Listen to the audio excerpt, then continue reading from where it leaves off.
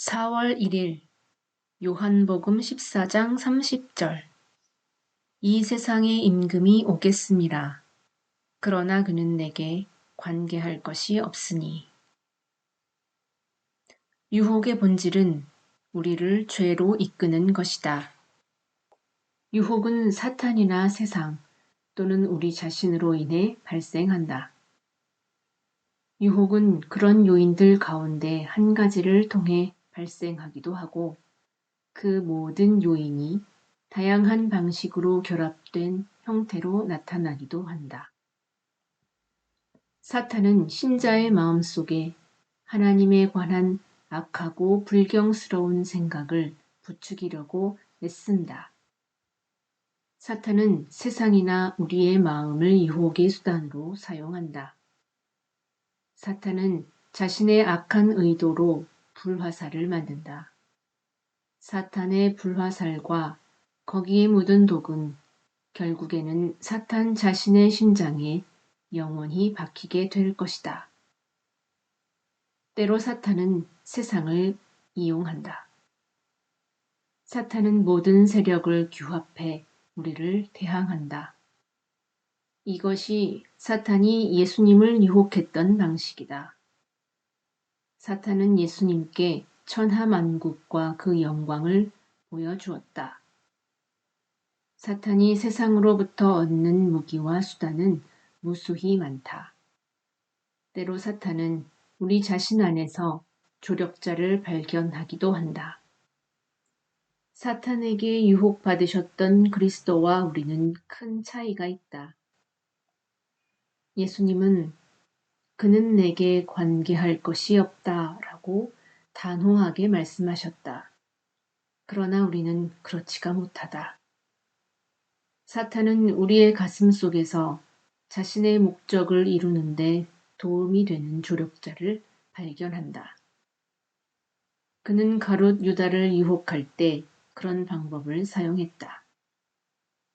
사탄은 그의 욕심을 부추겨 운전산신량을 탐하게 했다. 사탄은 유다의 부패한 본성을 이용했다. 유다는 탐욕스러운 도둑이었다. 유혹의 방법과 수단과 원인은 세계적인 방식으로 정리하기가 불가능할 정도로 다양하고 광범위하다. 그것들을 일일이 언급하려면 한도 끝도 없을 것이다. 일반적으로 유혹은 그 수단이나 원인이 무엇이 되었든 인간의 생각과 마음을 미혹해 하나님이 원하시는 순종을 등한시하게 하고 죄를 짓게 만드는데 목표를 둔다. 존 오웬 4월 2일 마태복음 6장 13절 우리를 시험에 들게 하지 마시옵고. 시험에 든다는 것은 단순히 유혹을 받는 것에 그치지 않는다. 사탄이 악의를 품은 채 세력을 떨치고 세상과 육신의 정욕이 계속 존재하는 한 우리는 유혹으로부터 자유로울 수 없다. 유혹으로부터의 완전한 자유를 위해 기도할 필요는 없다. 왜냐하면 그런 자유를 약속한 성경 말씀은 어디에도 없기 때문이다. 우리는 시험에 들지 않게 해달라고 기도해야 한다. 시험에 든다는 것은 강력하거나 무서운 유혹에 빠진다는 뜻이다. 물론 시험에 든다고 해서 무조건 유혹에 완전히 지배되거나 굴복하는 것은 아니다. 시험에 들어도 넘어지지 않을 수 있다. 하나님은 피할 길을 주신다. 우리가 시험에 들었을 때 하나님은 그 덫을 깨부수고 사탄을 제압해 우리의 영혼에 넉넉한 승리를 안겨주실 수 있다. 그리스도께서는 시험을 받으면서도 조금도 흔들리지 않으셨다. 바울 사도는 사람이 함정이나 올무에 걸려 구덩이나 깊은 장소에 떨어지는 것처럼 시험에 떨어진다라는 표현을 사용했다. 구덩이에 떨어진 사람은 죽거나 다치지 않고 단지 올가매인 상태로 갇혀 있을 뿐이다. 그는 그곳에서 벗어날 수 있는 방도를 알지 못한다. 이것이 바울이 시험 당할 즈음에라는 표현을 사용한 이유다. 이 표현은 유혹에 휘말려 들어 그 줄에 꽁꽁 묶인 채 빠져나갈 길을 찾을 수 없게 되었다는 뜻이다. 베드로도 주께서 경건한 자는 시험에서 건지실 줄 아시고 라고 말했다. 시험에 든다는 것은 유혹에 이끌린다는 뜻이다. 죄가 문을 두드릴 때는 자유롭지만 일단 유혹이 안으로 들어와서 잠시든 오래든 우리의 마음과 협상을 벌이고 우리의 생각과 의논을 하고 우리의 감정을 미혹하면 죄가 거의 알아차릴 수 없을 만큼 은밀하게 우리의 영혼을 꿰어 자기에게 특별한 관심을 기울이게 만든다. 이것이 곧 시험에 드는 것이다. 하나님, 우리를 시험에 들게 하지 마옵소서. 존 오웬 4월 3일 베드로후서 2장 9절 주께서 경건한 자는 시험에서 건지실 줄 아시고 시험에 든다는 것은 두 가지 의미를 지닌다. 첫째, 사탄은 특별한 기회나 이점을 노려 일반적인 유혹보다 더 큰 힘으로 우리를 공격한다. 그는 정욕이나 부패한 본성을 보통 때보다 훨씬 더 크게 교란시킨다. 둘째, 우리의 마음이 사탄이 주입한 독집을 완전히 제거할 수 없을 만큼 심하게 유혹에 얽매인다. 영혼은 그 얽매임이 저항하기 힘들다는 것을 알고는 깜짝 놀란다. 영혼은 울며 기도하지만 그 얽매임은 계속된다. 시험에 드는 원인은 다음 두 가지 중 하나다. 1. 첫째는 하나님이 자기만 알고 계시는 특별한 목적을 위해 사탄에게 영혼을 유혹하도록 허락하시기 때문이다. 베드로의 경우 사탄은 그를 밀 까부르듯 까불렀고 결국 성공했다. 2. 둘째는 인생을 살아가는 동안 인간의 욕심과 부패한 본성을 특별히 자극하는 대상이나 기회가 주어졌기 때문이다. 다윗 왕이 대표적인 경우다. 유혹의 시간은 유혹이 절정에 이르는 시간, 곧 그것이 가장 큰 힘을 발휘해 가장 활발하고 강력하게 활동하는 때를 가리킨다. 그런 시점에 도달하기까지는 시간이 좀 걸리지만 적절한 조건만 갖추어지면 유혹은 곧바로 그런 위험한 상황으로 치닫는다. 사람이 시험에 들면 상당히 깊은 곳까지 유혹에 빠져든다. 어떤 때는 유혹이 아무런 힘도 발휘하지 못하기도 한다. 그럴 때는 유혹을 경멸하며 쉽게 물리칠 수 있다. 그와는 달리 유혹이 다른 상황이나 사건들의 도움을 받아 새로운 힘과 효력을 발휘하는 때도 있다. 예를 들어 우리가 연약해졌을 때 유혹이 찾아오면 우리는 시험에 들게 되고 결국 유혹이 승리를 거둔다. 그럴 때를 위해 미리부터 준비하는 사람은 복되다. 그런 준비가 없으면 빠져나갈 수 없다. 항상 준비하고 있어야만 안전할 수 있다. 존 오웬 4월 4일 고린도전서 16장 13절 깨어 믿음에 굳세게 서서 유혹이 다가오는 때를 어떻게 할 수 있을까? 유혹이 다가오면 불안하고 다급하고 생각이 복잡해진다. 싸움이 시작된 까닭이다. 죄는 영혼을 불안하게 만든다. 사탄은 자신의 이점을 확보해 세력을 결집한다. 그는 승리를 거두지 못하면 영원히 기회를 놓치게 될 것이라고 생각한다. 그는 감언이설과 거짓 약속으로 자기에게 주어진 이로운 기회와 시간을 10분 활용한다. 그는 설득력 있는 논증을 제시하며 자신의 세력을 더욱 확장하려고 애쓴다. 그는 죄를 지어도 온전한 용서를 받을 수 있다고 속삭인다. 그는 지금 승리하지 못하면 다시는 기회가 없을 것이라고 생각한다.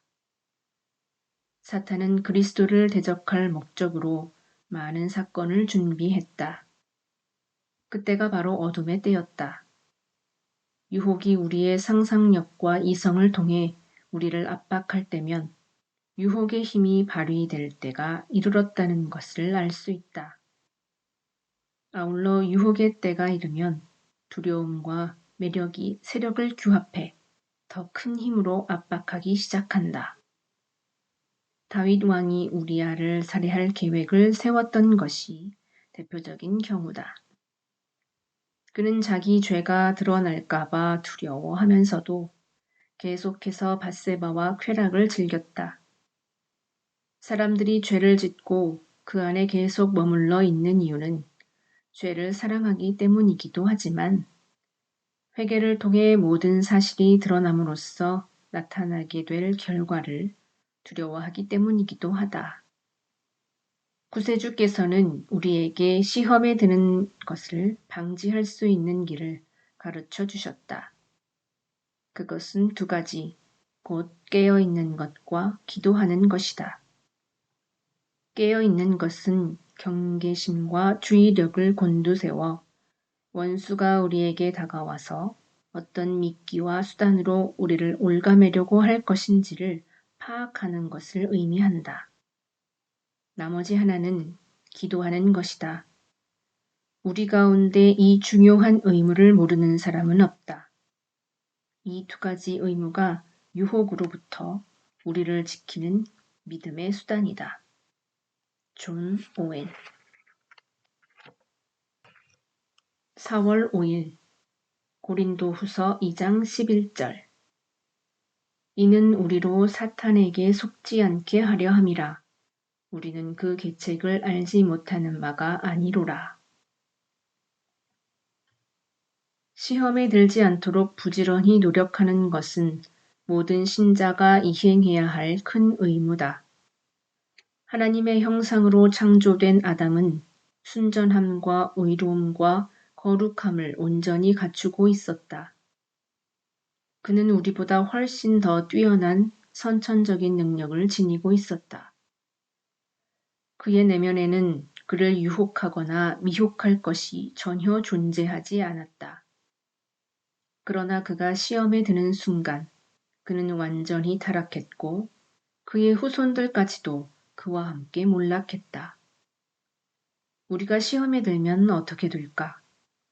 우리도 아담처럼 마귀의 유혹과 관계에 노출될 수 있다.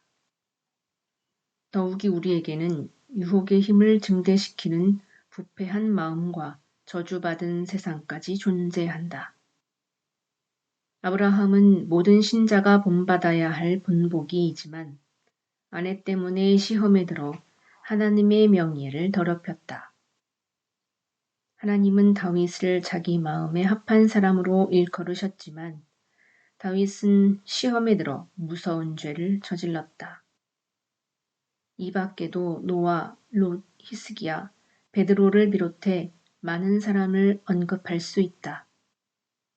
그들의 유혹과 타락에 관한 이야기가 우리에게 교훈을 주기 위해 성경에 기록되었다.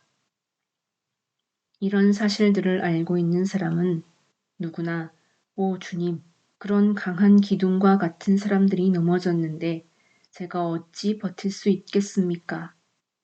그런 거대한 상수리 나무와 같은 사람들이 쓰러졌는데 제가 어떻게 유혹을 견뎌낼 수 있겠습니까? 제가 시험에 들지 않도록 지켜주옵소서 라고 부르짖지 않을 수 없을 것이다. 흠이나 결함이 없는 사람도 시험에 들었는데 우리가 어떻게 버틸 수 있겠는가? 우리보다 강한 사람들이 실패하는 것을 보면 무슨 수를 써서라도 그 싸움을 피하고 싶은 생각이 들 것이 틀림없다. 겨우겨우 기어 올라갔다가 내려올 수 있는 정도의 사람이 거인들도 시도하다가 쓰러질 수밖에 없는 일을 피하지 않는다면 어찌 제정신이라고 할 수 있겠는가. 당신이 아직 영적으로 건강하고 건전하다면 시험에 들지 않게 조심하라. 아브라함을 비롯한 많은 사람들처럼 유혹의 때에 넘어지는 일이 없도록 주의해야 할 것이다. 존 오웬 4월 6일 요한복음 15장 5절 나를 떠나서는 너희가 아무것도 할 수 없음이라. 다른 사람들이 유혹의 힘에 굴복하는 것을 목격하면서도 무분별한 태도로 하나님의 경고를 무시하는 것이야말로 인간의 마음이 지닌 가장 어리석은 특성이 아닐 수 없다. 시험에 드는 것의 위험성을 진지하게 생각하지 않는 사람들은 자신들의 영혼이 얼마나 연약하고 원수가 얼마나 강한지를 올바로 이해할 수 없다. 그들은 아무런 관심이나 두려움 없이 유혹의 길 위에 죽어 너부러진 자들을 밟고 지나간다. 그러나 우리는 저항할 힘이 전혀 없는 무기력한 존재들이다. 성이나 요새는 견고하고 튼튼하지만 그 안에 배신의 기회를 호시탐탐 노리는 변절자가 있다면 그곳은 적들의 공격으로부터 결코 안전할 수 없다. 우리의 마음 속에도 언제라도 원수와 연합해 우리를 대적할 준비가 되어 있는 변절자가 숨어 있다. 그는 공격을 당할 때 저항을 포기하라고 종용하고 유혹의 힘을 부추겨 강력하게 역사하게 만든다. 스스로 잘 버틸 수 있다고 자신하지 말라. 마음속의 은밀한 정욕은 가만히 침묵을 지키며 잠복해 있으면서 유혹으로 우리를 덮칠 때를 기다린다. 그때가 되면 정욕이 솟구쳐 올라 자기가 죽거나 만족을 얻거나 둘 중 한 가지 결과가 나타날 때까지 끈질기게 소리를 지르고 울부짖고 충동질하고 미혹할 것이다. 마음속에서 유혹의 힘이 느껴질 때도 이전과 똑같을 것이라고 생각한다면 큰 오산이다. 마음으로 어떤 특정한 죄를 혐오하는 사람도 시험에 들게 되면 그 죄에 강력하게 휘말릴 수밖에 없다. 모든 생각을 동원해 이래서는 안 된다고 아무리 소리쳐도 통하지 않을 것이다. 오히려 자기가 과거에 두려워했던 것을 스스로 비웃고 양심의 가책을 느꼈던 것을 어리석게 여기며 조금도 망설이지 않을 것이다. 베드로는 자기가 그렇게 쉽게 주님을 부인할 것이라고는 꿈에도 생각하지 못했다. 그는 시험의 때가 닥치자 모든 결심을 망각하고 주님에 대한 사랑을 헌신짝처럼 내팽개쳤다. 유혹이 베드로의 육신적인 두려움과 결탁해 그를 몰락시켰다. 존 오웬 4월 7일 누가복음 22장 31절 시몬아 시몬아 보라 사탄이 너희를 밀가부르듯 하려고 요구하였으나 유혹은 생각을 어둡게 해 유혹을 받기 전과는 달리 올바른 판단을 할 수 없게 만든다. 유혹은 감정을 뒤흔들어 생각을 어둡게 한다. 감정이 개입하면 생각을 강력하게 속박해 기능을 마비시킨다. 유혹을 통해 감정의 고삐가 풀리면 미친 듯이 날뛰기 시작한다. 이전에 죄를 미워했던 생각, 하나님을 두려워하는 마음, 십자가에 못 박히신 그리스도의 임재와 사랑에 관한 의식이 모두 사라지고 마음은 원수의 먹잇감으로 전락한다. 유혹은 정욕을 마구 부추긴다. 유혹은 감정을 자극하고 도발하고 몹시 사납고 거칠게 만든다. 정욕이 자기에게 적합한 대상이나 기회나 이점을 발견하면 더욱 강렬하게 격앙되어 한동안 모든 것을 지배하기에 이른다. 베드로의 두려움, 히스기야의 교만, 아간의 탐욕, 다윗의 추잡한 죄, 데마의 세속성, 디오드레베이의 야심 속에서 그런 사실이 분명하게 확인된다. 유혹은 정욕에 박차를 가해 말처럼 전쟁터로 힘차게 달려나가게 만든다. 유혹에 직면하기 전까지는 부패한 본성의 광기와 교만과 격정이 어느 정도인지 알기 어렵다. 그렇다면 가엾은 영혼은 어떻게 해야 할까? 생각은 어두워졌고 감정은 마구 날뛰고 정욕은 불같이 타오르는 상태다. 참으로 심각하지 않은가? 그런 상태는 어떤 결과를 가져올까? 사탄의 목적은 하나님을 욕되게 하고 우리의 영혼을 파괴하는 것이다. 과거의 유혹으로 인해 양심이 더럽혀지고 평화가 깨지고 복종하려는 마음이 약해지고 하나님의 얼굴이 희미하게 보였던 적이 있지 않았는가? 영혼이 오염되고 그로 인해 크게 당황했던 적이 있지 않았는가? 그런데도 다시 그런 상황에 얽혀들고 싶은가?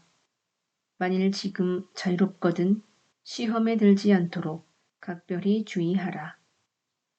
존 오웬 4월 8일 히브리서 4장 16절 그러므로 우리는 긍휼하심을 받고 때를 따라 돕는 은혜를 얻기 위하여 은혜의 보좌 앞에 담대히 나아갈 것이니라.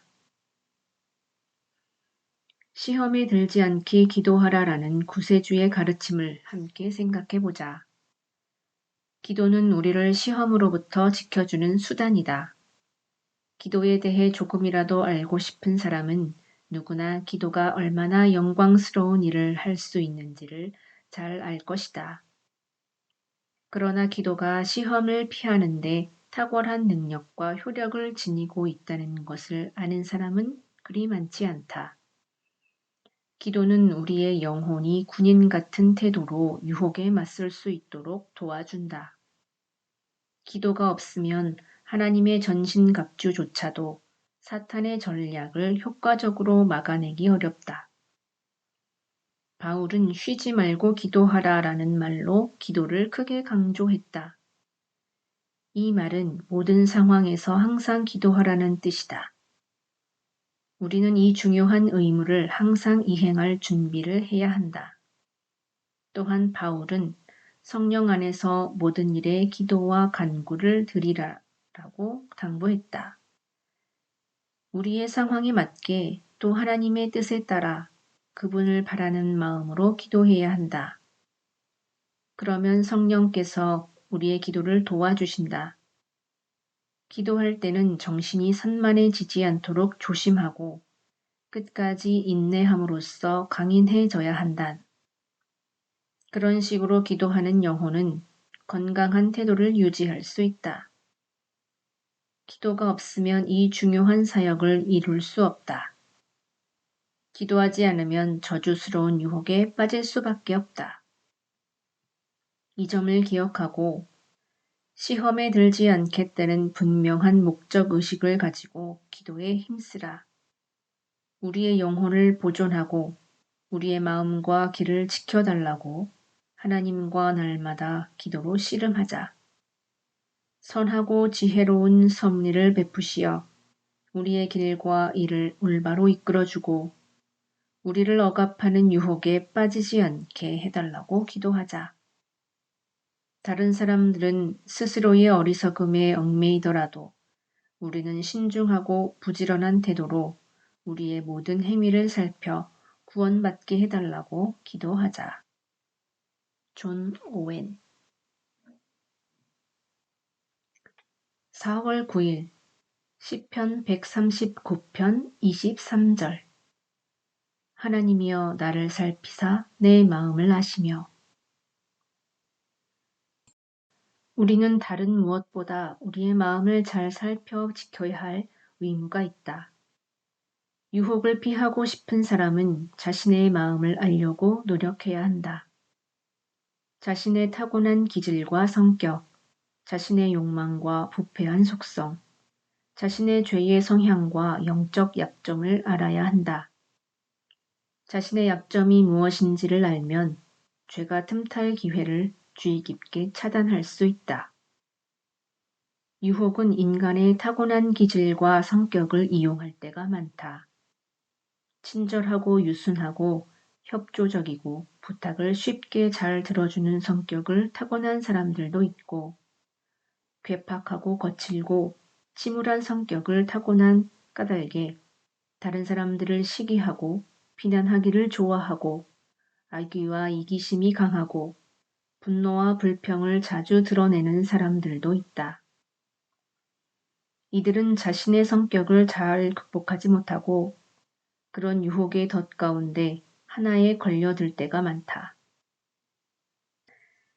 시험에 들지 않기 위해 조심하는 사람은 자신의 타고난 기질을 정확하게 파악해 유혹을 통해 그런 성격이 고개를 쳐들지는 않는지 유심히 살펴야 한다. 자신이 어떤 기질을 소유하고 있는지, 사탄이 자신의 마음속에서 무엇을 발판으로 삼고 있는지, 어떤 부패한 속성이 강한지, 어떤 은혜가 약한지, 정욕이 타고난 성격 속에 어떤 요새를 구축하고 있는지를 면밀하게 파악하려고 노력해야 한다. 타고난 성격과 해로운 기질로 인한 결과 때문에 삶의 위로를 모두 잃어버린 사람들이 얼마나 많은지 모른다. 심지어는 온순한 성격과 안일한 기질 때문에 어려움을 겪는 사람들도 적지 않다. 자신의 마음을 알아야 한다. 마음속이 아무리 깊어도 샅샅이 살펴야 한다. 마음속이 아무리 어두워도 빠짐없이 조사해야 한다. 마음이 당신을 속이려고 하거나 그 죄악된 성향에 눈멀게 유도하더라도 속아 넘어가지 말라. 어떤 사람들은 마음속의 악을 없애려고 하기보다 그것을 정당화하고 은폐하고 변명하려고 애쓴다.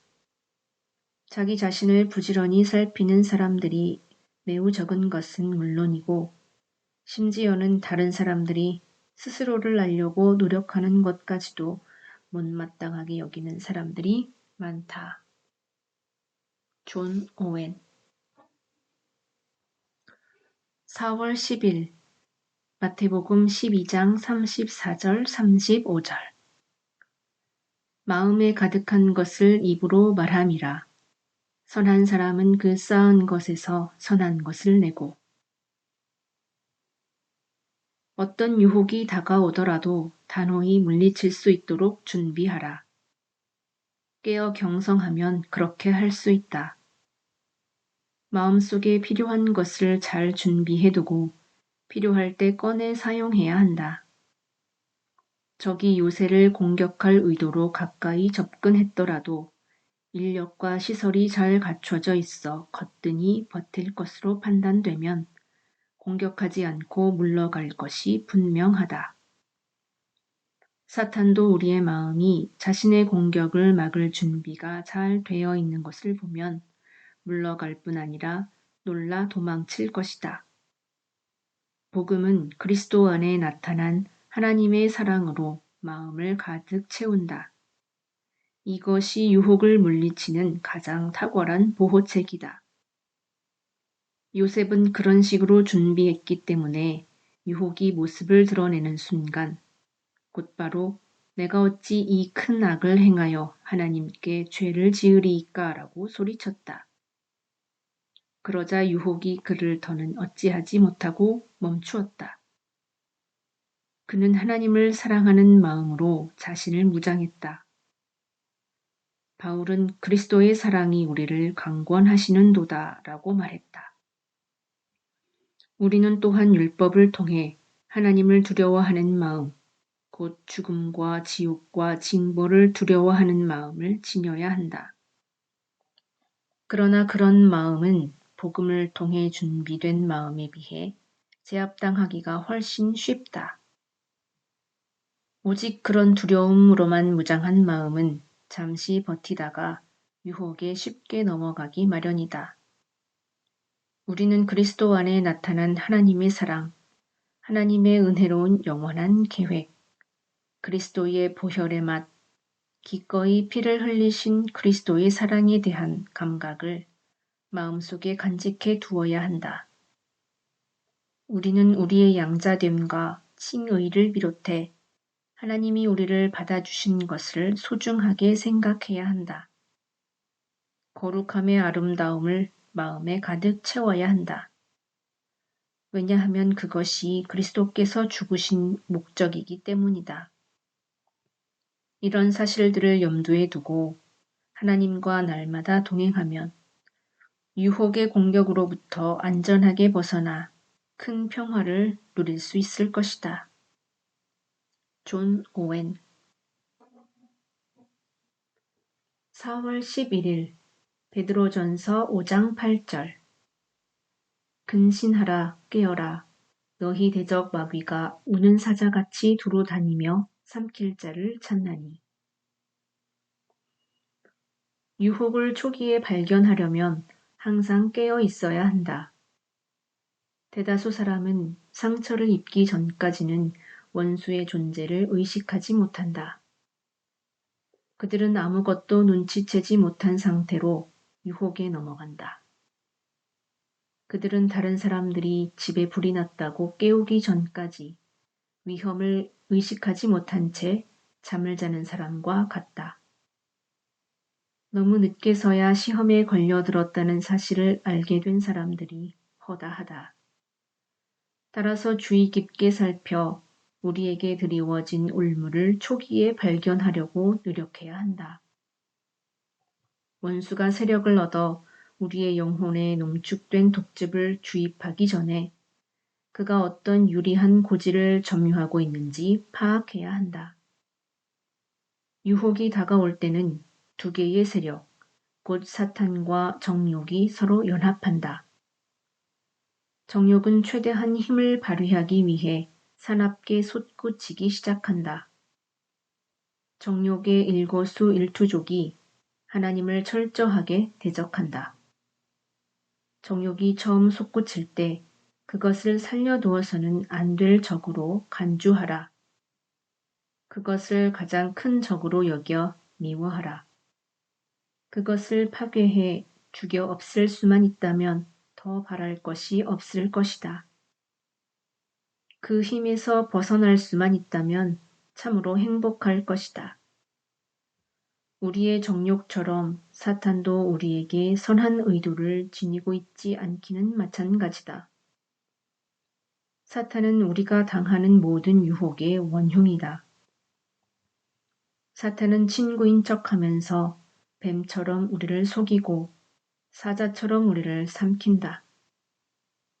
사탄은 율법을 어기도록 이끌 뿐 아니라 복음을 저버리게 하려고 애쓴다. 사탄은 죄를 더 거센 공격의 계기로 삼아 그리스도께 더 이상 관심을 기울이지 못하게끔 획책한다. 사탄은 오늘은 그리스도께 관심을 기울이고 있으니 담대하게 죄를 지어도 괜찮아 라고 속삭였다가 내일은 네가 죄를 지었다는 사실이 곧 네가 그리스도께 관심이 없다는 증거다 라고 말한다. 유혹이 처음 시작될 때 십자가에 못 박히신 그리스도를 믿는 믿음으로 즉각 물리치라. 그러면 유혹이 눈앞에서 흔적도 없이 사라질 것이다. 죄와 절대 협상하지 말고 바로 이런 죄 때문에 그리스도께서 죽으셨다 라고 말하라. 존 오웬 4월 12일 히브리서 10장 23절 약속하신 이는 미쁘시니 모든 약속에는 고려해야 할 것이 세 가지 있다. 하나는 약속을 허락하신 성부의 신실하심이고, 다른 하나는 약속의 내용이 되시는 성자의 은혜이며, 나머지 하나는 약속을 이루시는 성령의 능력과 효력이다. 하나님의 신실하심이 그분의 약속을 뒷받침한다. 우리가 시험을 당하더라도 감당하지 못할 만큼은 되지 않을 것이다. 우리가 능히 감당할 수 있는 시험만 우리에게 주어지며 감당하기 벅찬 시험이 닥친다면 피할 길이 주어질 것이다. 이것을 안심하고 믿을 수 있는 근거는 무엇일까? 그것은 바로 하나님의 신실하심이다. 하나님의 신실하심은 약속 이행의 근거다. 주는 항상 미쁘시니 자기를 부인하실 수 없으시리라. 따라서 우리가 약속 아래 있는 한 하나님의 신실하심이 우리를 보존한다. 또한 언약의 모든 약속에는 성자의 은혜가 존재한다. 모든 약속은 성자의 약속이다. 그분은 내가 너희를 지킬 것이다 라고 말씀하셨다. 그분은 어떻게 우리를 지키실까? 그분은 우리에게 허락하신 자신의 은혜로 우리를 지키신다. 이 약속에 참여한 영혼은 시험의 때에 그리스도의 은혜를 통해 도움을 받을 것이다. 바울은 시험이 감당하기 어려울 만큼 강력해지자 주님께 도움을 간구했다. 그리고 주님으로부터 내 은혜가 네게 족하도다 라는 응답을 받았다. 성령의 능력의 역사하심도 하나님의 약속을 뒷받침한다.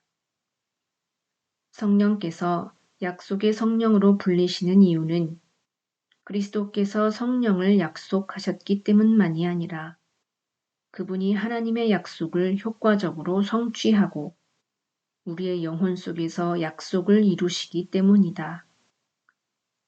성령께서는 우리의 영혼이 규칙에 따라 바르고 신중하게 행할 수 있도록 도와주신다.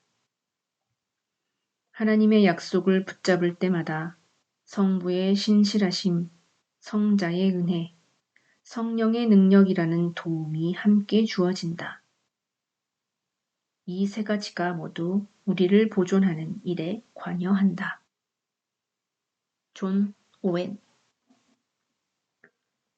4월 13일 잠언 6장 28절 사람이 숯불을 밟고서야 어찌 그의 발이 되지 아니하겠느냐. 병원에 가면 다쳤거나 각종 질병에 걸린 관계로 병들어 누워있는 사람들이 많다. 그들에게 어떻게 그런 상태가 되었느냐고 물으면 제각각의 이유를 말해줄 것이다. 그러면 그런 일이 우리 자신에게 닥치지 않도록 주의하지 않겠는가? 분명히 그럴 것이다. 감옥에 가면 처형 날짜를 기다리며 갇혀있는 비참한 사람들이 많다. 그들에게 어쩌다 그런 지경에 이르렀느냐고 물으면 제각각 이유를 말해줄 것이다. 그러면 그런 일을 피하려고 주의를 기울이지 않겠는가? 시험에 드는 것도 마찬가지다.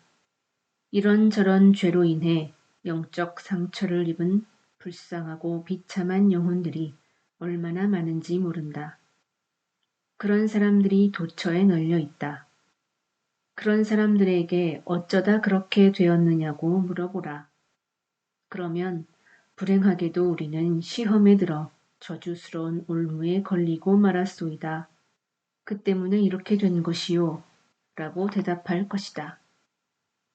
만일 우리가 지옥 속을 들여다볼 수 있다면 정죄에 당한 가엾은 영혼들이 암흑의 사슬에 묶여있는 것을 보고 그들의 울부짖음을 들을 수 있을 것이다. 그들에게 물어보면 어떤 대답을 들을 수 있을까? 자신이 걸려든 유혹과 유혹자를 저주하는 말을 듣게 되지 않겠는가? 그런데도 우리가 이 일을 소홀히 할 수 있을까? 시험에 든 사람들이 모두 넘어진 것을 알면 더욱 깨어 조심해야 할 것이다. 일단 시험에 들면 상처와 부상을 입지 않고는 빠져나올 수 없다.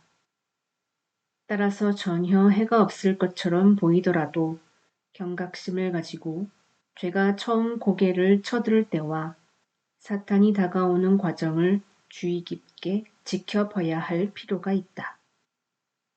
우리 자신의 연약함과 어리석음은 물론 유혹의 막강한 힘을 이미 경험해 보지 않았는가?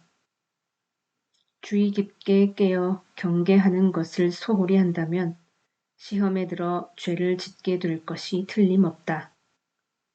선줄로 생각하는 자는 넘어질까 조심하라. 라는 말씀을 기억하고 스스로 자만하지 말라.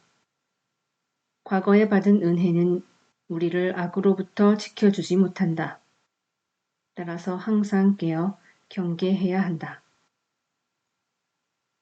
존 오웬 4월 14일 요한복음 5장 40절 너희가 영생을 얻기 위하여 내게 오기를 원하지 아니하는도다. 죄인을 비참함에서 건져낼 수 있는 유일한 방책인 그리스도의 은혜와 긍휼을 포함하여 그리스도를 거부하는 불신앙보다 더 터무니없는 죄는 없다. 불신자는 하늘의 빛과 지혜를 가지고 오신 그리스도를 거부한다. 불신자는 율법을 통해 영원한 진노를 받기로 정죄되었지만 자기에게 온전하고 완전한 의를 제공할 수 있으신 그리스도를 거부한다. 그의 본성과 행위는 온전히 오염되었지만 성화를 이루어 주실 그리스도를 믿으려고 하지 않는다. 그의 영혼과 육체는 죄로 인해 야기된 비참한 결과와 불행에 짓눌려 있는 상태다. 그는 자신의 속박된 상태를 좋아하기 때문에 그리스도나 그분이 제공하는 구원을 받아들이려고 하지 않는다. 이렇듯 죄는 자신이 지배하는 자들을 이성 없는 짐승으로 전락시킨다. 죄는 죄인의 심장을 찔렀다. 그의 상처는 치명적이고 영원한 죽음을 맞이할 운명이다. 그리스도께서는 그의 상처를 치유할 유일한 방책을 제공하셨지만 그는 그것을 자기에게 적용하기를 원하지 않는다. 그는 죽음을 사랑하는 사람처럼 행동하고 죽음을 달콤한 것으로 여긴다. 그는 불에 타는 것은 싫어하면서도 영원한 불꽃을 일으키는 죄를 서슴없이 저지른다. 그는 정죄당한 상태를 두렵게 여기면서도 정죄의 원인은 죄를 즐거워한다. 그는 멸망하는 것은 원하지 않으면서도 영원한 멸망에서 자기를 건져줄 수 있는 유일한 분이신 그리스도를 원수처럼 여겨 거부한다. 어처구니 없게도 사람들은 자신의 파멸을 좋아하는 것처럼 행동한다. 지옥을 향해 가고 있는 가엾고 비참한 사람들 가운데 자기를 아무렇게나 내던져 버리려고 애쓰는 사람들이 얼마나 많은지 모른다. 그리스도께서 양심의 가책을 불러일으켜 그들을 멈추게 하려고 하시지만 그들은 전혀 아랑곳하지 않는다. 그들은 영혼의 치유책을 결사적으로 거부하고 그리스도의 은혜로운 제안을 거부함으로써 스스로를 파멸시킨다. 그런 자들에게 정죄는 불가피하다. 왜냐하면 다른 구원의 길은 없기 때문이다. 어쩌면 이교도나 귀신들이라 하더라도 이 놀라운 치유책을 이렇게까지 고집스럽게 거부함으로써 자신들의 죄를 가중시키지는 않을 것이다. 존 플라벨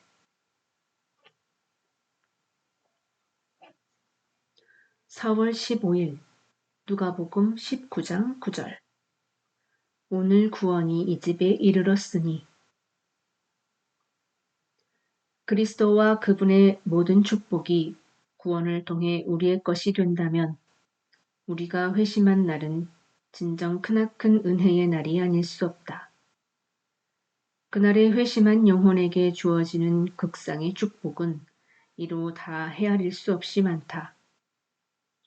구원의 날에 그리스도께서 영혼에 임하실 때 그분은 빈손으로 오시지 않고 자신의 지혜와 의와 거룩함과 구속이라는 온갖 보화를 가져다 주신다. 엄청난 은혜, 가장 좋은 은혜가 그분과 함께 주어진다. 그리스도께서는 믿는 영혼과 자신이 하나로 연합하는 날에 특별한 즐거움과 기쁨을 느끼신다. 그날은 왕의 즉위식과 같은 날이다. 솔로몬의 즉위식이 있던 날, 그의 머리에는 왕관이 올려지고 백성들은 기뻐하며 지축이 흔들릴 정도로 크게 환호했다. 그러나 그런 즉위식의 기쁨도 가엾은 영혼들이 그리스도께서 자신들의 삶을 다스리도록 동의하는 날에 그분이 느끼시는 기쁨에 비하면 그야말로 아무것도 아니다. 그들은 영광과 존귀로 그분에게 관을 씌워 드림으로써 그분의 마음을 기쁘게 만든다. 그날은 죄인도 그 마음에 말로 다 할 수 없는 기쁨과 희락을 느낀다. 왕이 온갖 은혜와 영광의 보화를 가지고 하늘로부터 내려와서 자신을 값없이 영원한 분깃으로 내주시는 순간 죄인은 기쁨의 황홀경에 도취될 것이다. 삭개오가 기뻐 어쩔 줄을 몰라 하며 나무에서 내려온 것은 지극히 당연했다. 내시가 기뻐하며 집으로 돌아갔던 것도 조금도 놀랍지 않고 간수가 기뻐하며 가족들과 함께 하나님을 믿었던 것도 조금도 이상하지 않으며 회심한 사람들이 기뻐하며 음식을 나눠 먹으며 하나님을 찬양했던 것이나 사마리아에 큰 기쁨이 있었던 것도 너무나도 당연했다. 한순간에 그토록 많은 축복이 한꺼번에 주어지는 것을 생각하면 그리스도께서 영혼 안에 임하실 때 그런 기쁨을 느끼는 것은 조금도 놀랍지 않다. 이 세상의 모든 왕국의 영광을 다 합쳐도 구원의 기쁨과는 비교할 수 없다. 한순간에 그런 큰 은혜를 허락하시는 하나님은 영원토록 찬양해도 모자랄 것이다. 존 플라벨 4월 16일 요한복음 13장 17절 너희가 이것을 알고 행하면 복이 있으리라. 이 말씀은 다른 모든 말씀에 생명을 불어넣는다. 위대한 목자께서 다른 모든 가르침을 완결짓는 마지막 가르침을 베푸셨다. 이 가르침은 그분이 앞서 가르친 모든 것의 핵심을 관통한다. 행복은 단지 하나님의 말씀을 듣는 데 있지 않고 행하는 데 있다. 하나님이 우리를 지으신 목적은 지식을 쌓게 하기 위해서가 아니라 선한 일을 하게 하시기 위해서다. 성경은 사도들의 지식에 대해서는 거의 아무것도 언급하지 않고 그들의 행위에 대해서만 많은 것을 알려준다. 모세는 말과 일에 능한 사람이었다. 고넬료는 하나님을 경외하며 백성을 많이 구제했던 사람이었고 백부장은 회당을 지어 주었기 때문에 은혜를 받을 만한 사람이었으며 도르가는 가난한 자들을 위해 많은 옷을 만들어 준 사람이었고 가이오는 온 교회를 돌보아 주었던 사람이었다. 그들의 행위는 큰 심판의 날에 상을 받을 것이다. 주님은 그들에게 내 아버지께 복받을 자들이여 내가 헐벗었을 때 옷을 입혔고 라고 말씀하실 것이다. 하나님은 그런 사람들을 통해 찬양을 받으시고 그들은 하나님께 복을 받을 것이다. 말은 한갓 바람에 지나지 않는다. 그것은 바다를 지나가는 배처럼 아무런 흔적을 남기지 않는다. 그러나 행위는 사람들의 눈앞에 드러난다. 아우구스티누스의 어머니로 유명한 모니카는 한 교양 있는 이웃 여성으로부터 어떻게 악한 남편을 구원으로 인도했느냐는 질문을 듣고는 이렇게 대답했다.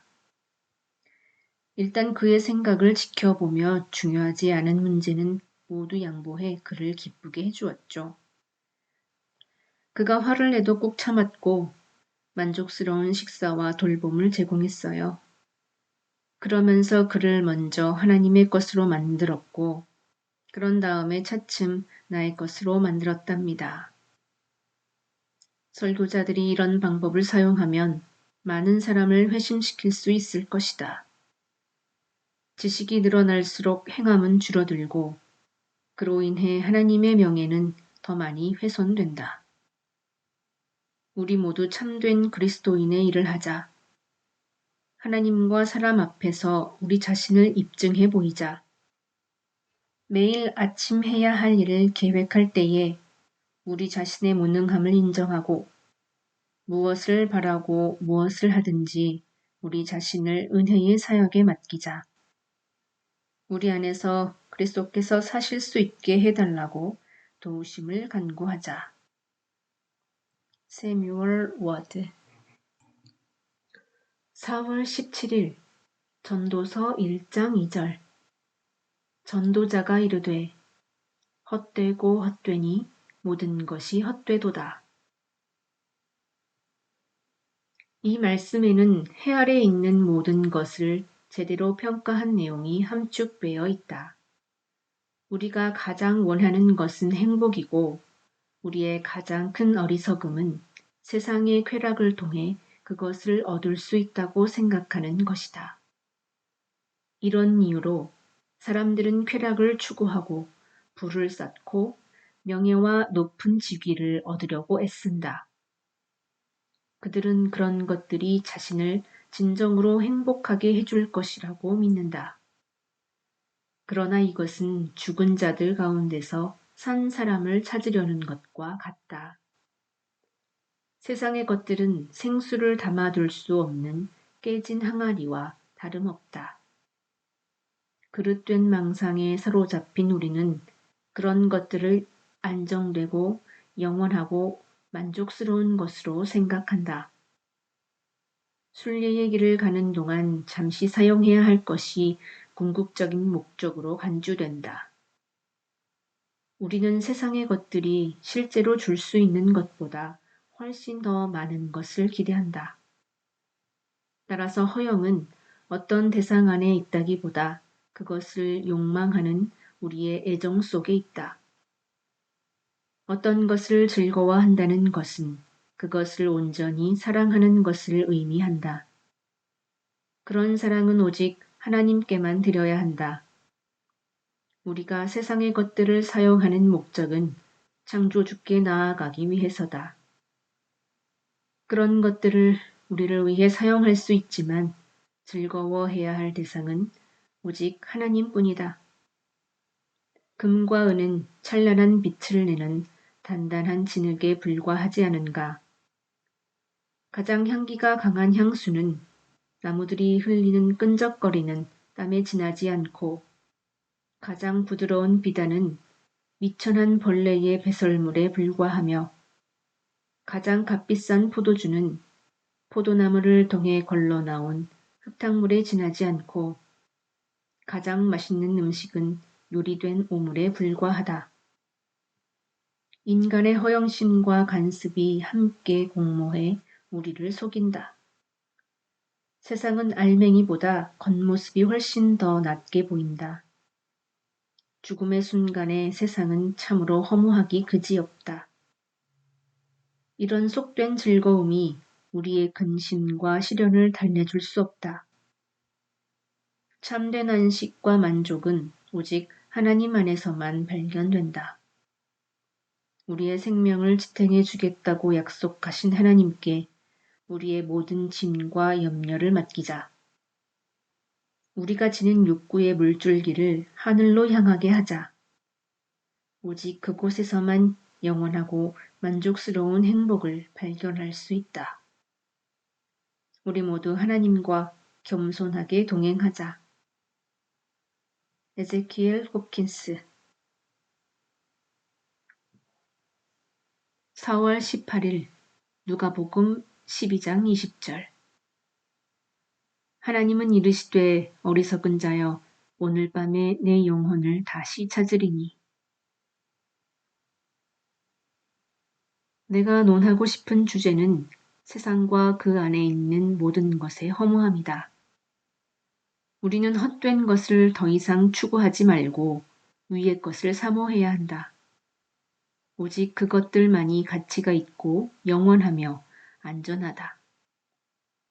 어떻게 하늘에서 기원한 불멸의 영혼이 흔적도 없이 사라질 즐거움에 도취될 정도로 그렇게 심하게 퇴락할 수 있단 말인가. 묵상과 열정의 날개를 타고 하나님과 함께 높이 날아올라야 할 우리가 세상의 흙과 쓰레기 속을 기어다니고 있다. 우리는 땅 위의 흙을 핥는 뱀과 같다. 우리는 우리의 품격을 추락시켜 한없이 저급한 것을 흠모하고 우리의 보배로운 영혼을 팔아넘기려고 애쓴다. 우리의 영혼은 세상을 수천 개 합친 것보다 더 귀한 가치를 지니지만 우리는 세상의 지극히 적은 일부를 얻는 것에 관심을 쏟는다. 이 세상의 신은 인간의 눈을 멀게 하고 그 앞에 이상한 안개를 흩뿌려 속된 즐거움이 헛되고 불안정한 것이라는 명백한 사실을 분별하지 못하게 만든다. 하나님이 지으신 것은 무엇이든 선하다. 그러나 피조물을 가장 위대한 선으로 간주하면 그것은 그 즉시 헛된 것으로 바뀐다. 위로보다 고통을 더 많이 안겨주는 세상으로부터 행복과 만족을 기대하는 것은 헛되다. 영혼은 특히 양심이 괴로울 때와 임종을 앞둔 순간에 구원과 위로를 더욱 필요로 한다. 그런 순간의 세상은 그저 무익하고 허무할 뿐이다. 불멸의 영혼을 소홀히 해서야 되겠는가? 참으로 안타깝게도 일시적인 부를 쌓기 급급한 사람들이 너무나도 많다. 그런 노력은 영혼의 빈 껍데기만 잔뜩 가져다 준다. 구세주께서는 영혼은 소홀히 한 채 곡식을 창고에 가득 쌓는 데만 몰두했던 부자를 어리석은 자로 일컬으셨다. 보배로운 영혼을 헛된 세상과 맞바꾸는 것은 참으로 어리석기 그지없다.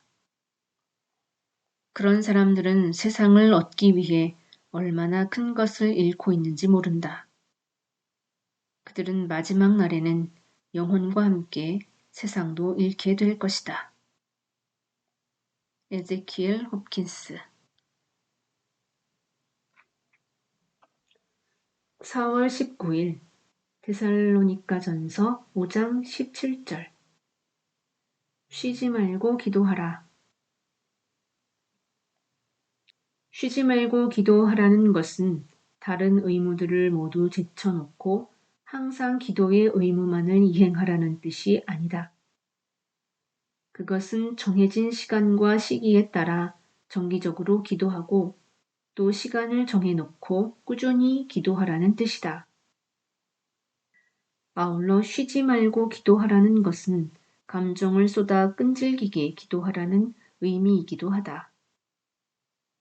교회는 베드로를 위해 열성을 다해 끈기 있게 기도했다. 이 밖에도 하루를 살면서 기회가 있을 때마다 틈틈이 거룩한 묵상을 시도하는 것도 쉬지 말고 기도하는 것에 해당한다. 말씀을 듣거나 읽을 때는 물론이고 어떤 의무를 이행하거나 심지어는 직업활동을 하면서도 얼마든지 묵상할 수 있다. 마음과 감정을 하늘로 향하면 소란스러운 세상의 일이나 군중 틈에서도 기도를 드릴 수 있다. 기도의 화살을 하늘로 날리면서 세상의 직업 활동을 한다는 것은 거룩한 신비가 아닐 수 없다. 그리스도인은 군중 가운데 있으면서도 마치 혼자인 듯 한적한 시간을 보낼 수 있다.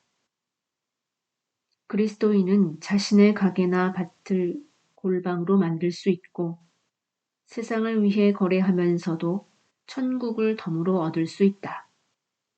쉬지 말고 기도하는 것은 항상 기도할 준비가 되어 있는 심령 상태를 유지하는 것을 의미한다.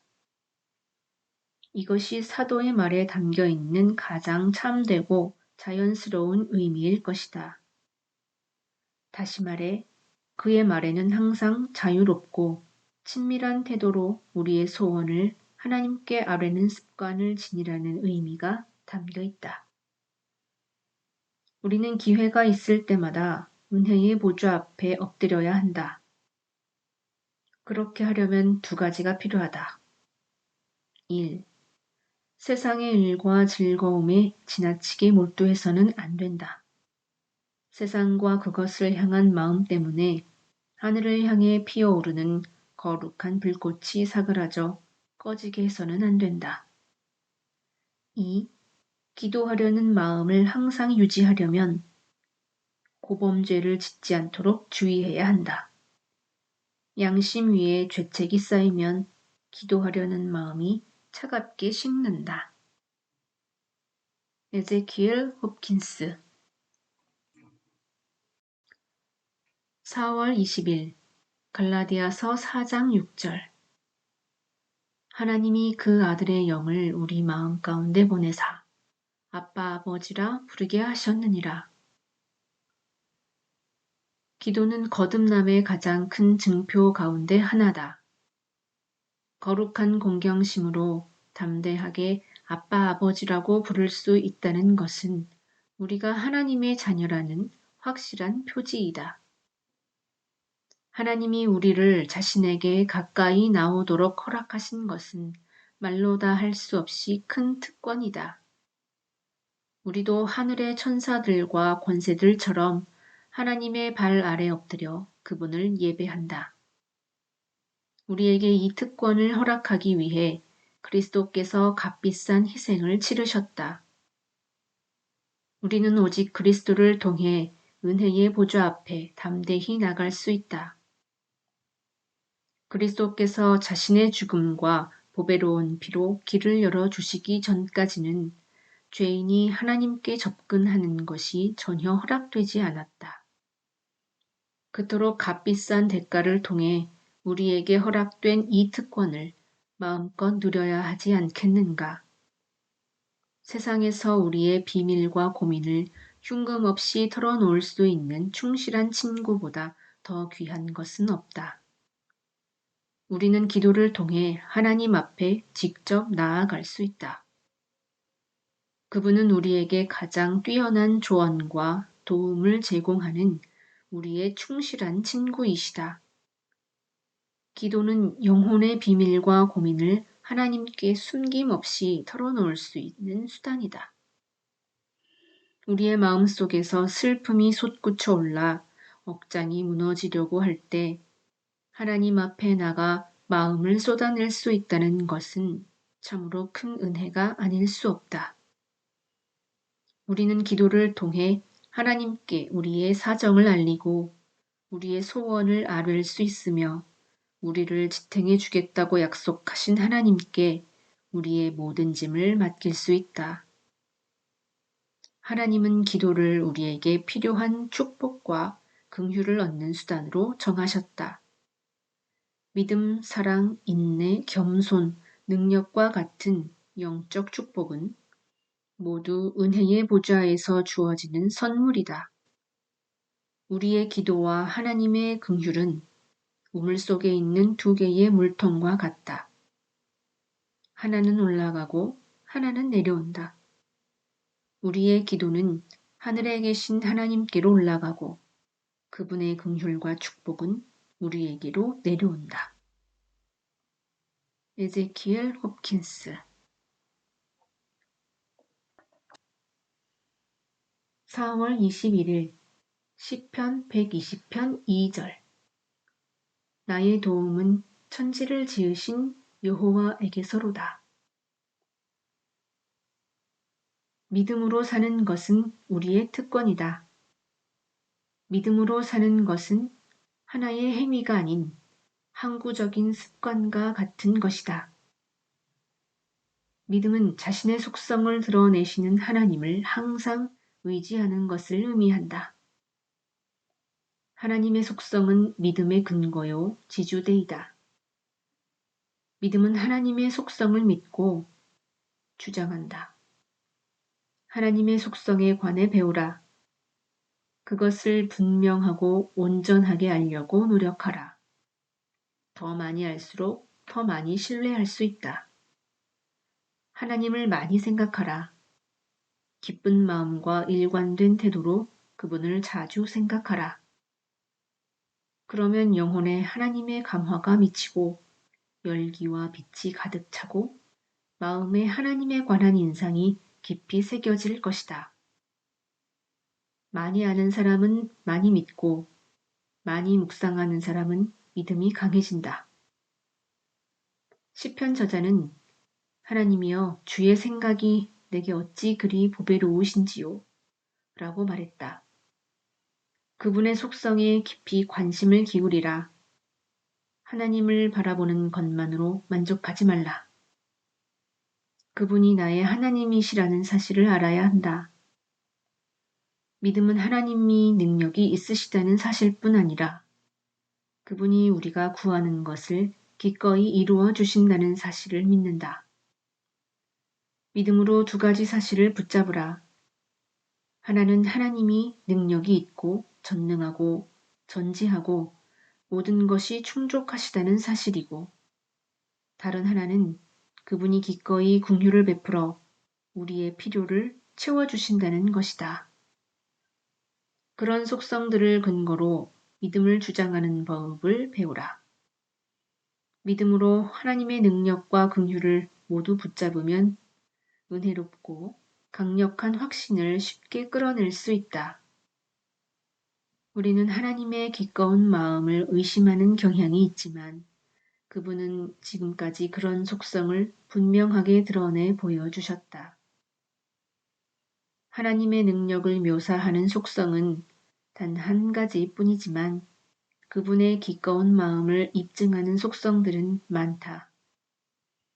예를 들면 긍휼, 선, 관대하심, 은혜, 사랑, 인애, 동정, 연민, 인내, 오래 참음 등이다. 이 두 가지 토대 위에 믿음을 세우면 믿음이 굳세질 것이다. 하나님은 능력과 기꺼운 마음을 지니고 계신다. 데이비드 클락슨 4월 22일 베드로전서 4장 19절 그러므로 하나님의 뜻대로 고난을 받는 자들은 또한 선을 행하는 가운데에 그 영혼을 미쁘신 창조주께 의탁할지어다. 시련과 위험에 처했을 때는 하나님의 능력을 의지해야 한다. 믿음으로 우리 자신을 지탱하며 바울처럼 하나님의 전능하심을 믿어야 한다. 그는 내게 능력 주시는 자 안에서 내가 모든 것을 할 수 있느니라 라고 말했다. 혹독한 고난을 겪고 있는가? 우리가 섬기는 하나님은 우리를 능히 구원하실 수 있다고 믿었던 다니엘의 세 친구를 본받으라. 아브라함처럼 하나님의 능력을 믿으라. 하나님의 능력을 굳게 의지하라. 하나님의 긍휼도 함께 생각하라. 하나님의 긍휼이 미칠 수 없을 만큼 비참한 상황이나 개선할 수 없을 만큼 나쁜 상황이나 달콤하게 할 수 없을 만큼 쓰디쓴 상황이나 용기를 줄 수 없을 만큼 절망스러운 상황은 존재하지 않는다. 그 어떤 것도 우리의 믿음을 지탱해 주지 못할 때 하나님의 긍휼은 우리의 믿음을 지탱해 준다. 수고나 비용을 들이지 않고 손짓 한 번만으로 우리를 쉽게 도울 수 있는 친구가 있다면 그가 그렇게 해줄 것이라고 믿는 것은 조금도 어렵지 않다. 하나님이 바로 그런 분이시다. 하나님이 기꺼이 도우실 것이라는 사실을 의심할 수 있을까? 하나님은 긍휼을 베풀기를 기뻐하신다. 그분은 전능하고 전지하시다. 하나님의 속성을 인간들이 흔히 의지하는 것과 비교해보라. 그들은 재물, 힘, 왕들을 의지한다. 재물은 불확실하고 불충분하고 불만족스럽고 제한적이고 기만적이지만 하나님은 변하지 않고 만족스럽고 충족하고 신실하시다. 인간의 힘은 하찮지만 하나님은 전능하시다. 왕들은 두려워 떠는 상한 갈대와 같지만 하나님은 만세반석이시다. 거미집이나 그림자나 거짓말이나 아무것도 아닌 것을 신뢰할 셈인가? 하나님을 신뢰하는 것이 합리적이지 않은가? 하나님의 속성을 의지해 믿음을 강화하라. 우리는 죄가 있지만 하나님은 은혜로우시다. 우리는 무가치하지만 하나님은 긍휼이 풍성하시다. 우리는 하나님의 오래 참으심을 남용하지만 그분은 사랑이시다. 우리는 불충실하지만 하나님은 신실하시다. 자신의 상황에 가장 적합한 하나님의 속성을 의지하라. 그분 안에는 우리가 필요로 하는 것이나 바라는 것이나 생각하는 것을 무한히 뛰어넘는 것이 존재한다. 데이비드 클락슨 4월 23일 빌립보서 2장 13절 너희 안에서 행하시는 이는 하나님이시니 자기의 기쁘신 뜻을 위하여 너희에게 소원을 두고 행하게 하시나니 우리를 재난으로부터 보호하는 것은 많은 재물이 아니라 우리를 유심히 살펴 보살피시는 하나님의 섭리다.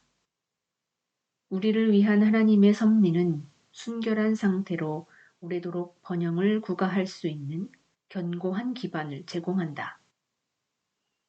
하나님의 섭리는 자신의 형상을 지닌 모든 사람을 영원한 팔로 감싸 안는다. 하나님은 우리를 더 높이 나아가게 하고 어떤 고귀한 출생이나 직위가 할 수 있는 것보다 더 안전하게 우리를 보호하신다. 하나님의 섭리를 관찰함으로써 얻는 기쁨과 즐거움은 매우 크다. 장차 천국에서 황홀한 기쁨을 느끼며 하나님의 계획과 방법이 어떻게 우리를 그곳으로 인도했는지를 살펴보면서 즐거운 한때를 보낼 것이 틀림없다. 하나님의 섭리는 우리를 천국으로 인도할 뿐 아니라 지금 우리의 영혼에 천국을 가져다 준다. 온 세상이 부지런히 돛을 펼치고 그릇된 계획과 목적에 따라 노를 저어갈 때 하나님은 모든 것을 섭리해 자기의 영광을 드높이시고 자기 백성이 행복을 누리게 하신다. 세상은 하나님의 계획을 반대함으로써 오히려 그것을 더욱 촉진시키고 그분의 뜻을 거부함으로써 오히려 그것을 성취하며 교회를 흩음으로써 오히려 교회를 더 확장시킨다. 세상은 성도들의 상태를 불안정하게 만듦으로써 오히려 그들의 안식을 더욱 달콤하게 만든다. 섭리의 발자취를 하나씩 추적하면 참으로 놀라운 역사를 편찬할 수 있을 것이다. 섭리는 한편으로는 가로막는 것처럼 보여도 다른 한편으로는 구원의 길을 보여주고 한쪽으로 이끌어갔다가 다시 다른 쪽으로 인도하며 슬픔을 주었다가 편안함을 주고 독집을 주었다가 해독제를 준다. 섭리는 우울한 구름을 일소한다. 숨막힐 듯 옥죄다가도 넓게 열어주고 아무것도 주지 않다가 새로운 것을 공급해준다. 이런 섭리를 통해 우리가 발견하는 기쁨은 말로 다 형용할 수 없다.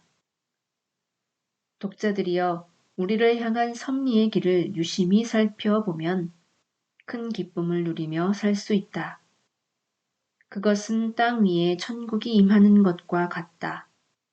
섭리를 공부하는 영광을 만끽하기 바란다. 존 플라벨. 4월 24일 고린도후서 10장 4절. 우리의 싸우는 무기는 육신에 속한 것이 아니요 오직 어떤 견고한 진도 무너뜨리는 하나님의 능력이라. 사탄이 죄를 짓도록 유혹할 때 그는 저항에 부딪힌다. 초기의 저항은 하나님의 능력과 갑주가 아닌 육신의 힘과 동기에서 비롯하는 경우가 많다. 육신적인 동기는 하나님보다 사람을 두려워하는 경향이 있다.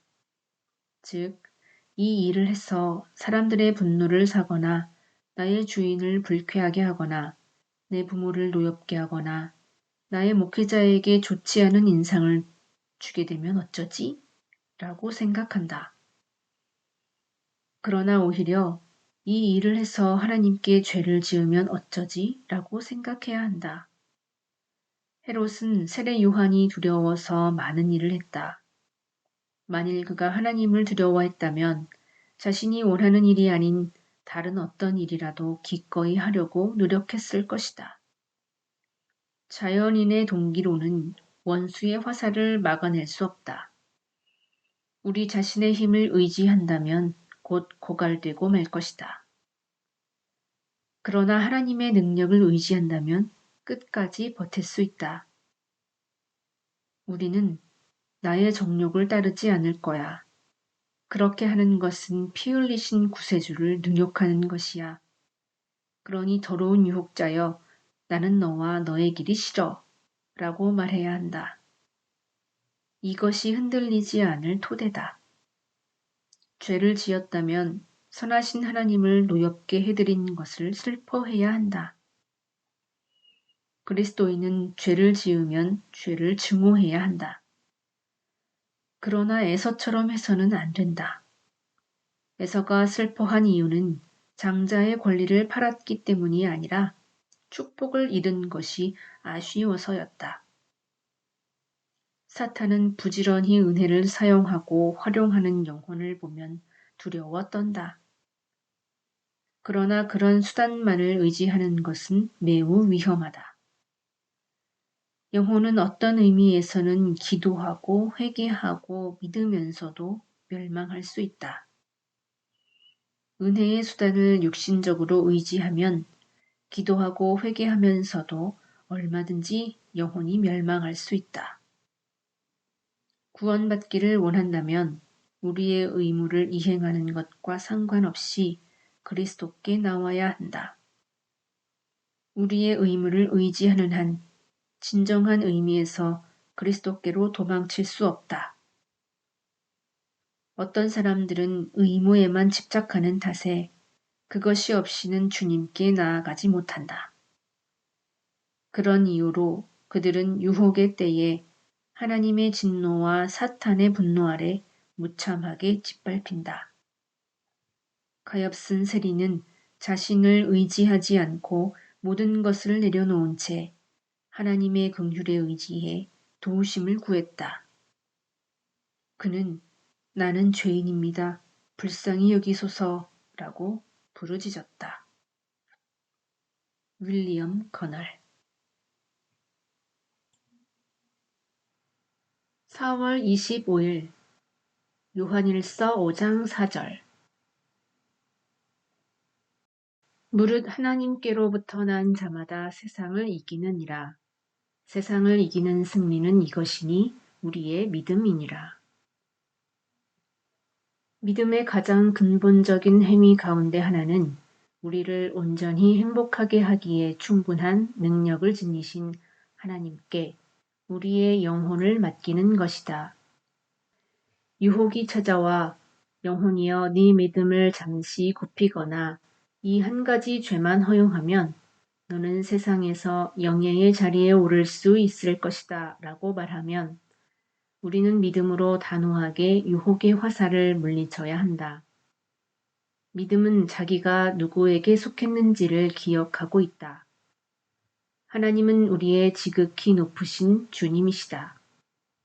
믿음은 죄를 지어 영예와 찬사를 받으면 사탄의 지배 아래 놓인다는 것과 세상의 화려함이 그 어떤 만족도 줄 수 없다는 것을 잘 알고 있다. 세상은 온갖 염려와 두려움을 불러일으킬 뿐 그 가운데 어느 하나도 진정시킬 수 없다. 믿음은 양심을 더럽히기보다는 세상의 영예를 포기한다. 허다한 증인들이 믿음의 승리자로 우뚝 서 있다. 그들의 고결한 기품이 우리의 마음속에 스며들었으면 더 바랄 것이 없겠다. 누군가가 자기 앞에서 사색이 되어 도망치는 모습을 보는 군인은 용기 백배할 것이 틀림없다. 믿음은 옛 성도들이 이룬 업적을 떠올리며 이렇게 기도한다. 아브라함과 모세를 비롯한 신앙의 거장들, 곧 믿음으로 세상의 화려함과 영광을 거부하고 유혹을 물리치며 사자와 같은 정욕의 아가리를 다물게 만든 사람들의 하나님이여, 어디에 계신지요? 저희에게도 기꺼이 승리를 허락해 주실 거죠. 모든 신자의 핏줄 속에도 그들과 똑같은 피와 정신이 흐르고 있지 않습니까? 그들은 승리할 텐데 저만 홀로 죄의 노예가 되란 말입니까? 주님, 저도 승리할 수 있도록 도와주소서. 믿음은 오, 나의 영혼이여, 세상을 이기고 승리함으로써 이 사람들처럼 너 자신을 증명해 보이라 라고 호소한다. 유혹을 이기는 믿음을 지니고 있는가? 사탄의 화살이 날아올 때 영혼을 보호하고 전쟁의 날에 자신을 능히 보호해 줄 믿음이 있는가? 믿음으로 그리스도께 손을 갖다 대면 그분에게서 능력이 영혼 안으로 흘러 들어와서 유혹의 불화살을 꺼뜨릴 것이다. 윌리엄 커널 4월 26일 히브리서 11장 2절 선진들이 이로써 증거를 얻었느니라. 히브리서는 믿음을 높이 칭찬하며 믿음이 놀라운 업적과 결과와 열매를 가져온다고 강조한다. 히브리서 저자는 믿음을 권하기 위해 구약 성도들의 경험을 열거했다. 그들은 제각각 은사가 달라 아벨은 의로, 에녹과 노아는 하나님과의 동행으로, 모세는 온유함으로, 아브라함은 순종으로, 그 외의 사람들은 단호한 결심과 용기로 유명했지만 가장 영광스러운 것은 바로 그들의 믿음이었다. 히브리서 11장은 많은 결과들이 믿음 외에 자기 부인이나 기독교적 용기와 같은 다른 은사들로부터 직접 비롯했다고 말하지만 히브리서 저자는 궁극적으로 그들이 믿음으로 이런저런 일을 했다고 역설했다. 따라서 믿음을 얻어 유지하는 것에 가장 우선적인 관심을 기울여야 마땅하다. 믿음은 모든 은사 중에 가장 뛰어날 뿐 아니라 가장 많은 공격을 받는다. 사탄은 믿음을 향해 격렬한 악의와 적의를 쏟아낸다. 그리스도께서는 베드로에게 사탄이 너희를 밀가부르듯 하려고 요구하였으나 내가 너를 위하여 내 믿음이 떨어지지 않기를 기도하였노니 라고 말씀하셨다. 대개는 믿음이 먼저 쇠퇴하고 나서 삶의 결함이 생겨난다. 능동적인 믿음의 소유자가 누리는 상급 가운데 하나는 좋은 평판이다. 하나님은 자기 종들의 명예를 통해 영광을 얻으신다. 그리스도께서 사람들을 자신의 소유로 삼으시면 그들은 여호와의 기념이 된다. 그리스도께서는 가시나무와 찔레를 긍휼의 그릇으로 만들어 자신의 기념으로 삼으신다. 다윗이 자신의 수하에 그토록 훌륭한 인물들을 많이 거느린 것은 그의 큰 명예였다. 그와 마찬가지로 주님도 심판의 날에 그의 성도들에게서 영광을 받으실 것이다. 그리스도께서 영광을 받으시는 이유는 그분의 개인적인 영광과 임재의 광채는 물론 자기 백성의 특권과 기품에서 비롯하는 영예로움 때문이다. 그날에 그리스도께서는 성도들에게 높임을 받으실 것이다. 그분은 지금도 성도들 안에서 영예를 누리신다. 그리스도의 명예가 걸려 있기 때문에 신자들은 각별히 주의하며 살아가야 할 필요가 있다. 토마스 멘튼 4월 27일 데살로니가 후서 1장 10절 그날에 그가 강림하사 그의 성도들에게서 영광을 받으시고 신자들은 하나님을 영화롭게 한다. 따라서 그분도 그들을 영화롭게 하실 것이다. 하나님을 영화롭게 하는 사람은 그 누구도 멸망하지 않을 것이다. 하나님은 마지막 날에는 물론 이 세상에서도 신자들을 영화롭게 하신다. 이렇게 말하면 하나님이 그분의 신실한 백성들을 어떻게 영화롭게 하시나요? 우리는 세상의 찌꺼기처럼 되지 않았습니까? 라고 물을지도 모르겠다. 물론 이 축복은 현세에서는 온전하지 않다. 죄가 존재하는 한 우리는 언제라도 수치를 당할 수 있다. 우리의 삶에는 두 시대가 혼합되어 있다고 말할 수 있다. 이 세상에서 우리는 명예와 불명예, 좋은 평판과 악한 평판을 동시에 경험한다.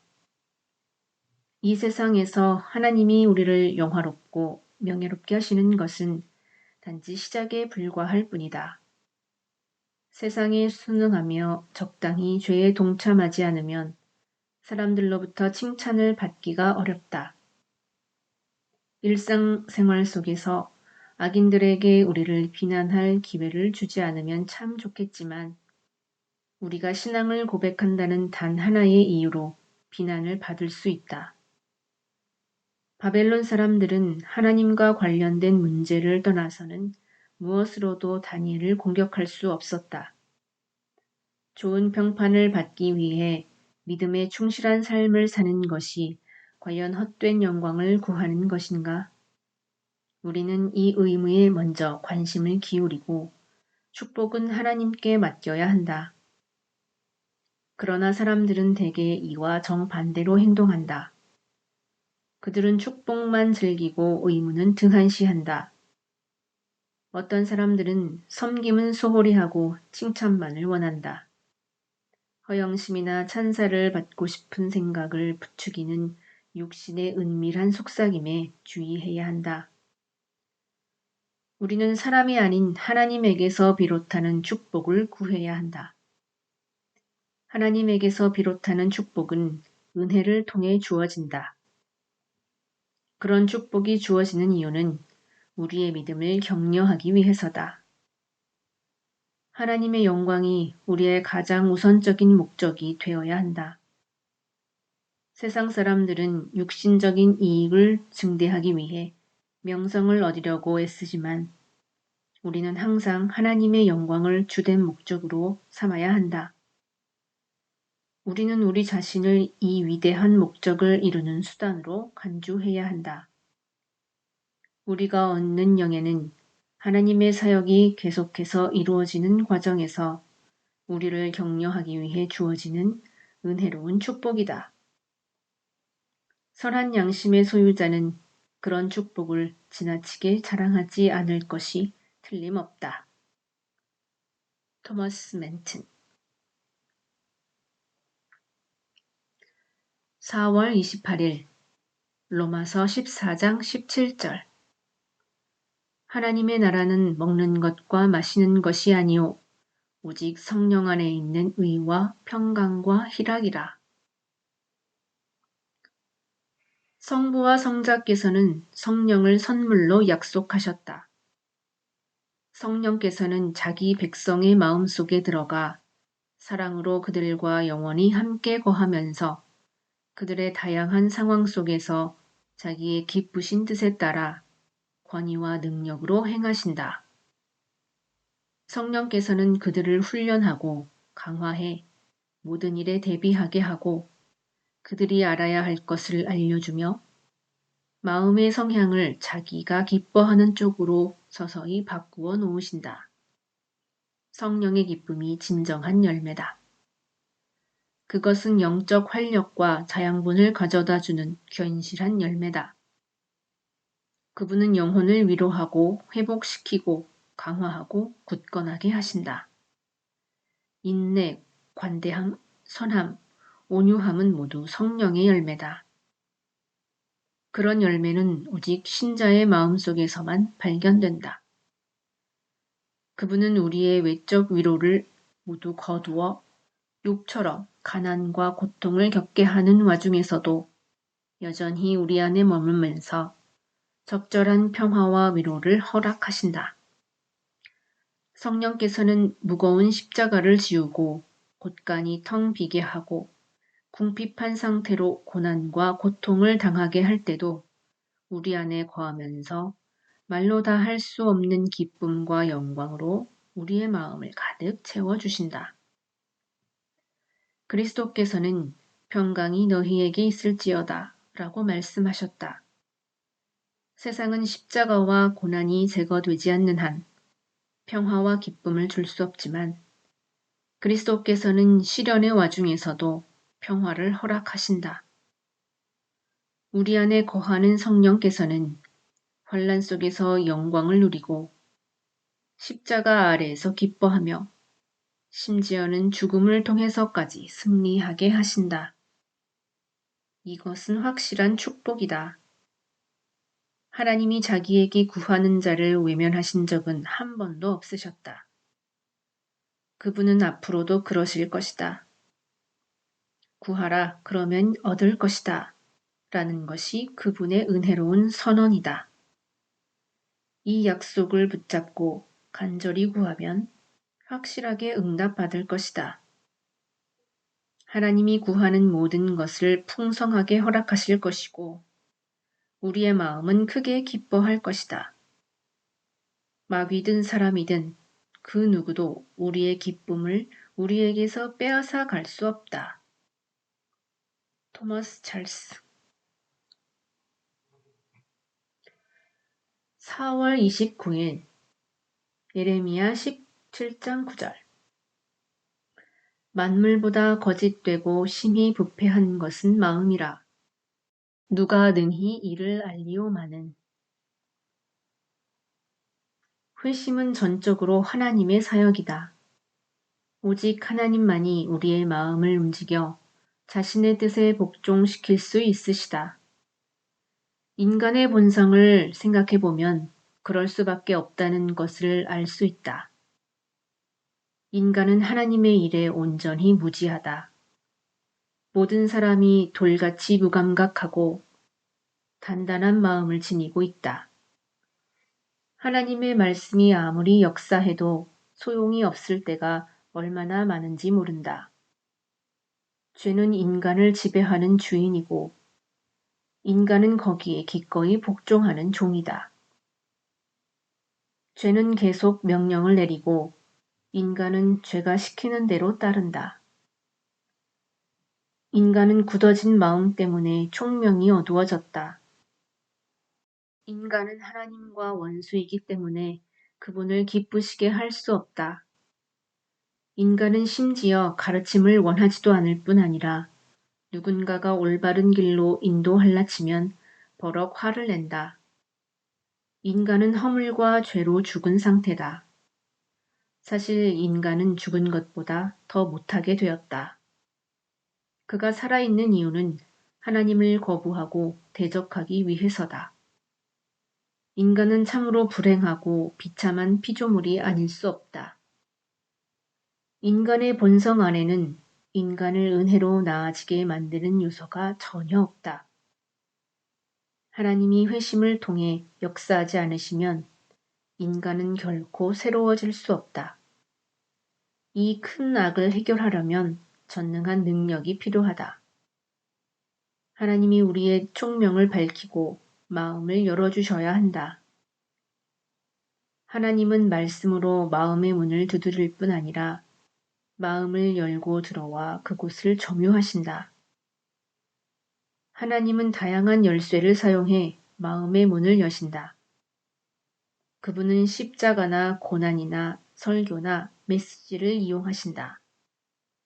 그러나 우리의 마음은 하나님이 자신의 손가락을 열쇠 구멍에 집어넣으실 때 비로소 열린다. 구원은 거듭남, 부활, 새 창조, 어둠 속의 빛과 같은 용어로 표현된다. 우리는 새로운 피조물로 불리고 하나님의 능력에 의해 정복된다. 우리 안에서 역사하는 하나님의 능력과 은혜는 참으로 신비스럽기 그지없다. 하나님은 그리스도 안에서 우리의 생명의 원천이시다. 토머스 멘튼 4월 30일 에베소서 3장 8절 모든 성도 중에 지극히 작은 자보다 더 작은 나에게 이 은혜를 주신 것은 측량할 수 없는 그리스도의 풍성함을 이방인에게 전하게 하시고 가장 위대한 사도가 가장 낮은 단계의 겸손을 자처했다. 그는 자기를 모든 성도 중에 지극히 작은 자요 사도들 가운데 맨 마지막이요 죄인들의 괴수라고 자칭했다. 건물도 기초를 가장 낮게 만든 건물이 가장 튼튼하고 나뭇가지도 열매가 가장 많이 맺은 가지가 가장 낮게 늘어지는 법이다. 겸손한 영혼의 한 가지 속성은 묵묵히 짐을 지고 고난과 비난을 감내하며 요란하게 떠들지 않는 것이다.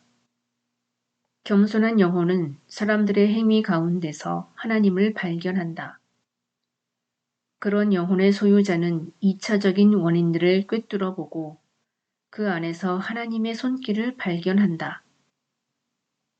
아론은 자기 아들이 느닷없이 무서운 심판을 받아 죽은 것을 보면서도 격정을 다스리고 마음의 평화를 유지했다. 그가 하나님의 끔찍한 정의의 칼날 아래에서 침묵할 수 있었던 이유는 아들들을 삼킨 불이 하나님에게서 나왔기 때문이다. 사무엘이 엘리에게 하나님이 그의 가문을 영원히 심판하실 것이라고 말하자 그는 이는 여호와이시니 선하신 대로 하실 것이니라 라고 대답했다. 엘리는 겸손히 인내하며 자신의 목을 심판의 도마 위에 올려놓았다.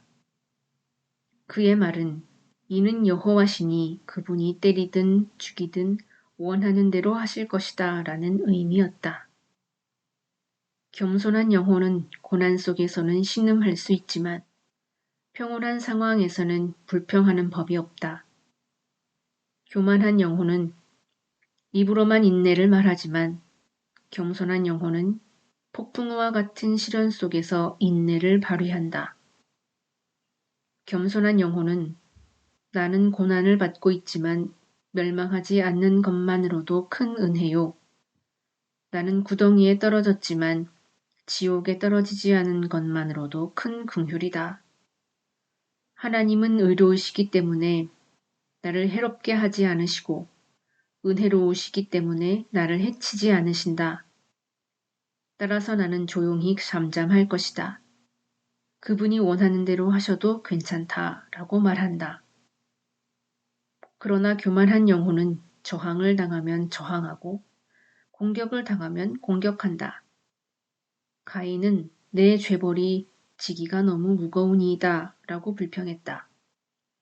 고난과 시련 속에서 인내하는 것은 결단코 쉽지 않지만 많은 유익이 있다는 것을 잊지 말라. 토머스 브룩스